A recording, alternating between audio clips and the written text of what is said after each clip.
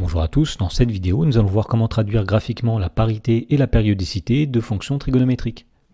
Dans l'exemple, on nous dit dans la première question, soit f la fonction définie sur grand R par f de x qui est égale à 2 fois cosinus de pi fois x, et on nous dit voici sa courbe représentative dans un repère. Donc nous voyons ici la courbe représentative de f qui est une sinusoïde, et on nous demande par lecture graphique de conjecturer la parité de f ainsi que sa périodicité. Autrement dit, on nous demande de dire si la fonction est paire ou impaire, et de dire si elle est périodique, et dans ce cas-là, de donner sa période. Donc pour faire cela, on va commencer par faire quelques rappels sur les fonctions paires, impaires et périodiques. Alors la première chose à connaître, c'est que la représentation graphique d'une fonction paire est symétrique par rapport à l'axe des ordonnées. Il s'agit d'une symétrie axiale. La deuxième chose à savoir, c'est que la représentation graphique d'une fonction impaire est symétrique par rapport à l'origine du repère. Il s'agit d'une symétrie centrale.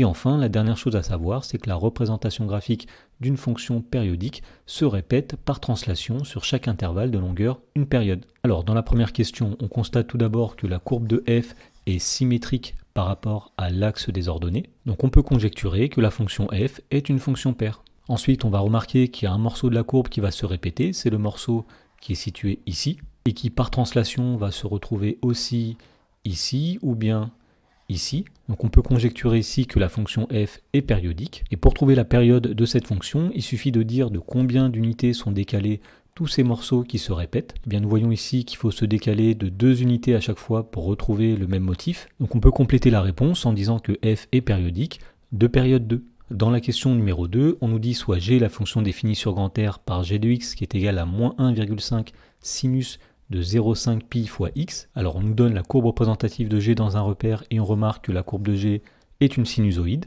Et on nous demande par lecture graphique de conjecturer la parité de g, c'est-à-dire si g est paire ou impaire, ainsi que sa périodicité. Alors la première chose qu'on peut remarquer, c'est qu'il y a une symétrie par rapport à l'origine du repère.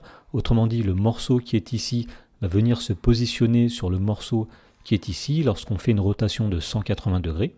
Et donc, puisque la courbe de g est symétrique par rapport à l'origine du repère, eh bien on peut conjecturer que g est une fonction impaire. Ensuite, nous voyons qu'il y a une portion de la courbe de g qui va se répéter par translation, c'est la portion qui est située ici et qui va se retrouver encore une fois ici, etc. Et donc, puisque la représentation graphique de g semble se répéter, eh bien on peut conjecturer que la fonction g est périodique. Alors, on voit que pour obtenir un morceau de la courbe de g à partir d'un autre morceau, eh bien, il suffit de translater cet autre morceau de 4 unités vers la droite. Autrement dit, la fonction g est périodique de période 4.